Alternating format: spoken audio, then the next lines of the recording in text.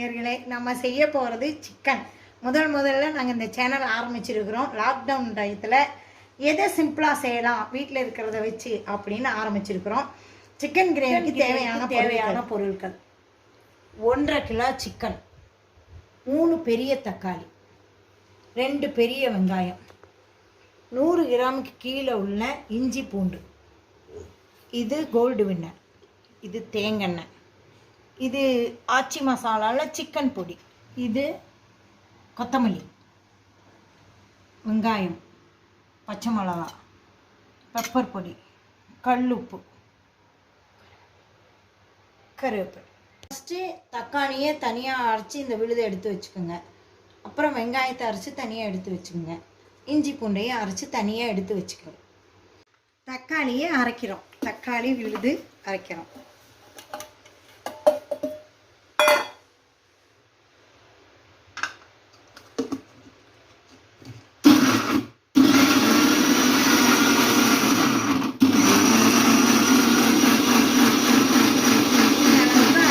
கொஞ்சம் நதனான்னு இருந்தாலும் தப்பு ஒன்றும் கிடையாது. அடுத்தது வெங்காயம்.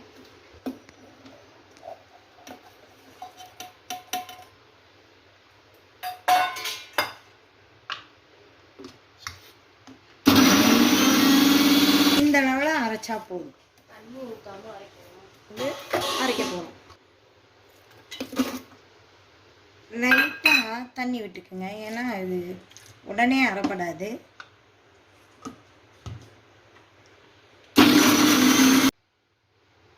எப்பயும் நம்ம வீட்டில் செய்கிற முறையில் அரைப்போம்ல, அந்த மாதிரி அரைச்சா போதும். இந்த முறையில் நீங்கள் அரைச்சி வச்சுக்கணும். விழுதுகளெல்லாம் காஞ்சதுக்கப்புறம் எண்ணெய் ஊற்றலாம். இப்போ நம்ம தேங்காய் எண்ணெய் ஊற்றுறோம். குக்கர் நல்லா காஞ்சிடுச்சு. தேங்காய் எண்ணெய் ஊற்றுறோம்.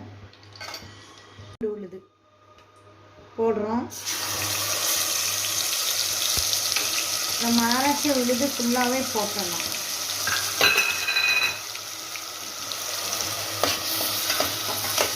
நல்லா கொஞ்சம் கோல்டு கலரில் வேகணும். இஞ்சி பூண்டு விழுது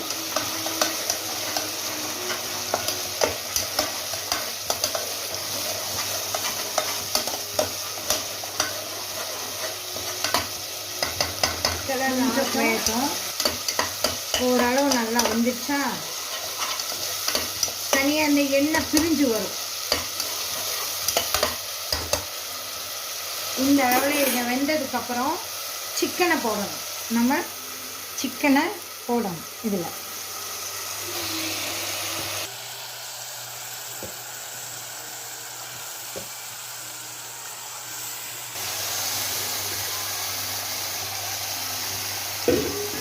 அப்படியே தண்ணியோடையே ஊற்றிடலாம்.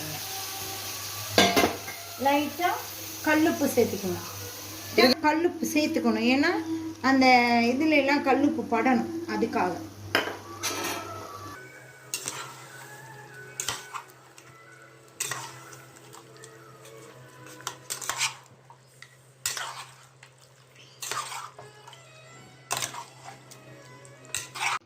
இது ஒரு 2 செகண்டு அப்படி கொஞ்சம் வேகட்டும். ஏன்னா அந்த எண்ணெயும் அந்த இஞ்சி பூண்டு விழுதும் அதில் அப்படியே சேரணும். அதுக்காக இது அப்படியே ஒரு 2 பாட்டு புரட்டிட்டு நீங்கள் லைட்டாக இந்த கரம் மசால் தூள் எது வேணாலும் நீங்கள் போட்டுக்கலாம். கொஞ்சோண்டு கரம் மசால் தூள் தூவி விட்டுக்குங்க. அப்புறம் இது மட்டும் செய்யணும்.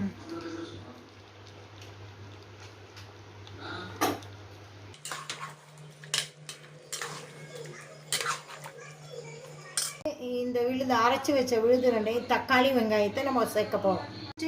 வெங்காய விழுது போட்டுட்டு ஒரு புரட்டணும் நல்லா.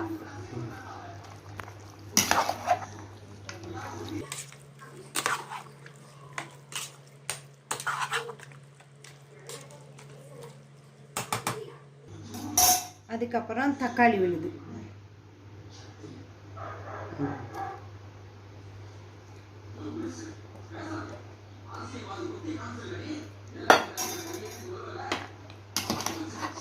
அதையும் ஒரு 2 புரட்டி ஒரு 2 செகண்ட் அந்த இதுலேயே வேக விடுங்க. அந்த விழுதுடைய சாறு எல்லாம் போய் சேரணும் இல்லையா, அதுக்காக நீங்கள் அதுலேயே 2 செகண்ட் வேக விட்டுட்டு அதுக்கப்புறம் நம்ம மசாலா போட்டுக்கலாம். மூடி வைங்க. இனி அடுத்தது ஒரு 2 செகண்ட் வேகட்டும். அப்புறம் நம்ம பொடி போடையில் எப்படின்றத சொல்கிறேன். இப்போ இது 2 நிமிஷம் ஆயிடுச்சு. நம்ம லைட்டாக புரட்டிட்டு பொடியில் போட்டுடலாம். நீங்கள் அப்பப்போ அந்த மூடி வச்சதை கொஞ்சம் அப்படி இப்படி கலரிக்கணும். அப்படியே விடக்கூடாது. 2 நிமிஷம் விடுறோம்னா அப்படியே விட்டுக்கிட்டே இருக்கக்கூடாது. ஒரு அப்பப்போ நீங்கள் கிளறி விட்டுக்கணும். இல்லைன்னா சில சமயங்களில் தண்ணி கம்மியாக இருந்தால் அந்த இதோடைய தண்ணி கம்மியாக இருந்தால் அடி பிடிச்சிக்கணும். அதனால் நீங்கள் அப்பப்போ கிளறிட்டுருக்கணும். நம்ம இனி பொடி போடலாம். மறுக்கா ஒரு கிளறிட்டு அந்த பொடிகளை போட்டுடலாம். இப்போ உங்களுக்கு தேவையான அளவு காரம் போட்டுக்கலாம். நம்ம கொஞ்சம் அளவாக தான் போடுறோம். ஏன்னா காரம் கம்மியாக இவங்களாம் சாப்பிட்றதுனால நீங்கள் உங்களுக்கு என்ன தேவையோ போட்டுக்கலாம். இந்த அளவு பெப்பர் பொடி கண்டிப்பாக போடணும். போட்டால் தான் அது டேஸ்ட்டு தூக்கலாக இருக்கும். இப்போ நான் என்னென்ன பண்ணுறேனோ இதை நீங்கள் கரெக்டாக ஃபாலோ பண்ணிங்கன்னா தான் அதோடைய டேஸ்ட்டு நல்லாயிருக்கும். அதில் ஏதாவது ஒரு சின்ன மிஸ்டேக் ஆனாலும் கம்மியாக போயிடும். நீங்கள் இது கூட இந்த இலை என்னென்னமோ போடுறாங்க. நான் போட்டதில்லை. உங்களுக்கு தேவைன்னா நீங்கள் யூஸ் பண்ணிக்கலாம். தப்பு ஒன்றும் கிடையாது.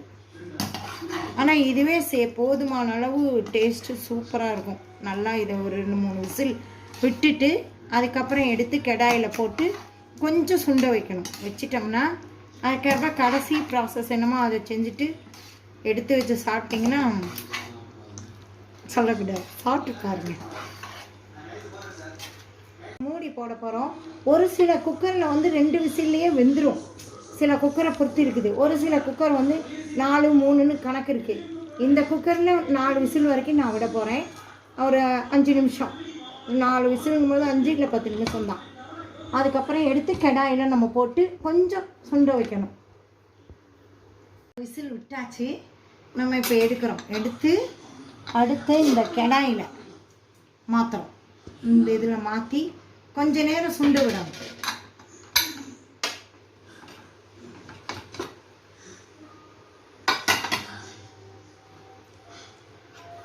இப்போ கிளறி பார்த்தீங்கன்னாவே தெரியும்.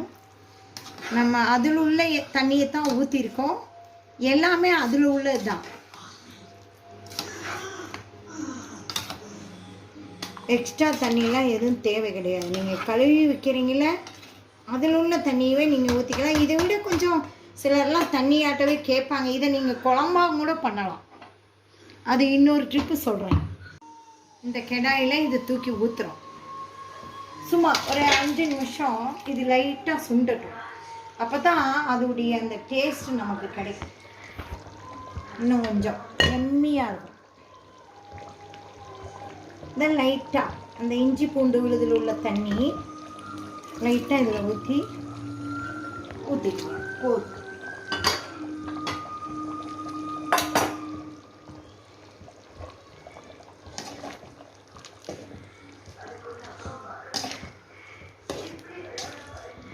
இப்போ இதில் கூட ஒரு சிலருக்கு காரம் பத்தாதும்பாங்க.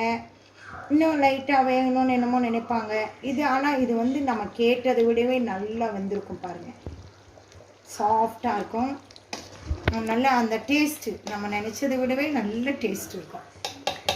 நீங்கள் இதுக்கு மேலே பெரிய இன்டீரியெல்லாம் சேர்க்கணும்னு கிடையாது. இவ்வளோ தான்.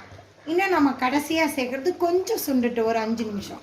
மொத்தமே இந்த குழம்புடைய ப்ராசஸ் 15 நிமிஷம்தான். அடுத்தடுத்து உள்ளதை செய்யும்பொழுது இன்னும் டிஃப்ரெண்ட்டாக இதுலேயே செய்யலாம். இப்போ 5 நிமிஷத்தில் 2 வாட்டி நான் திருப்பி விட்டுருக்கேன். 3ஆவது வாட்டி நான் எடுக்கிறேன். பார்த்துக்குங்க. நமக்கு தேவையான அளவில் இது கிரேவி ஆகிடுச்சு. இதான் கொஞ்சம் சிம்மில் வச்சுக்கோங்க. நான் கையில் தெரிச்சிடும்.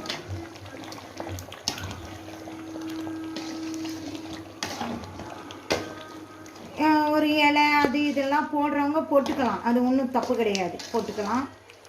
நாங்கள் யூஸ் பண்ணுறது இல்லை. சிம்பிளாக வீட்டில் இருக்கிறத வச்சு டேஸ்டியாக செஞ்சுருக்கோம். இப்போ இதுக்கு அடுத்த ப்ராசஸ் என்னன்றதை கொஞ்சம் தாளித்து நம்ம போடுவோம் இல்லையா, மீதி இருக்கிறது அதெல்லாம் நம்ம கிணறி வைக்கிறோம். இதில் நம்ம மிச்சம் இருக்கிறது எல்லாமே ப்ராசஸாக பண்ணி இதில் போட போகிறோம். அப்போ இன்னும் உங்களுக்கு டேஸ்ட்டு ரொம்ப அதிகமாக இருக்கும். வச்சாச்சு. கொஞ்சம் காயிட்டும். காஞ்சதுக்கப்புறம் இது கோல்டு வின்னர். லைட்டாக சேர்க்குறேன்.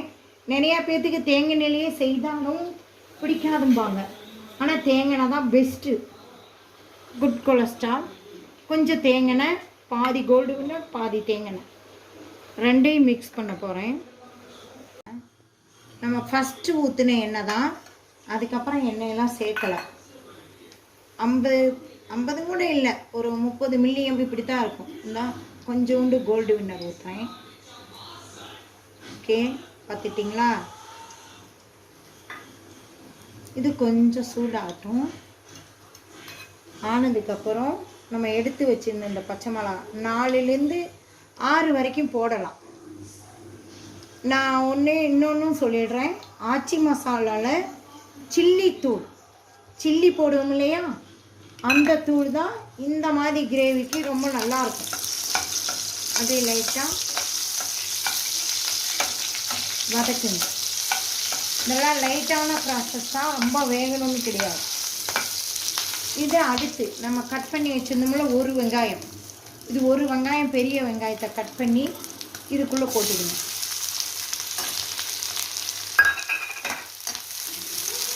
இதுவும் அதே மாதிரி தான், லைட்டாக பாதி வைக்காத சொல்லுவாங்க இல்லைங்களா, அது வெந்தால் போதும்.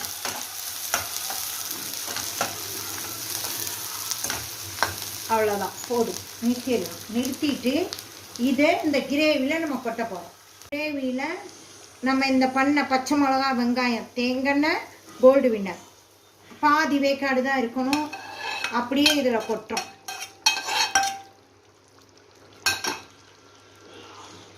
கொட்டிட்டு இதை நல்லா மிக்ஸ் பண்ணிடுங்க.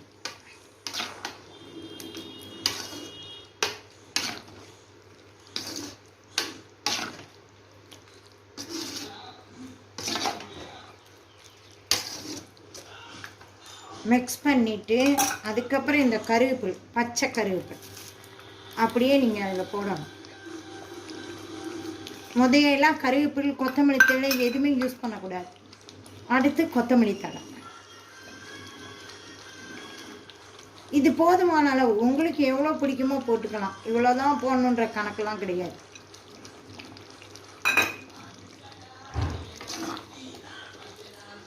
ஒன்றரை கிலோ கறிக்கு 50 கிராம் ஆச்சி சில்லி பொடி, மறந்துடாதீங்க. இந்த கிரேவியை சப்பாத்தி, பூரி, சாப்பாடு, என்ன எதில் பிடிச்சாலும் நீங்கள் வச்சு சாப்பிட்லாம். அவ்வளோ டேஸ்ட்டாக இருக்கும். 2-3 மாட்டி வச்சு சூடு பண்ணி சாப்பிட்டீங்கன்னா இன்னும் எம்மியாக இருக்கும். அவ்வளோதான், முடிஞ்சது. நம்ம மூடி வச்சு நம்ம இதில் பரிமாறலாம்.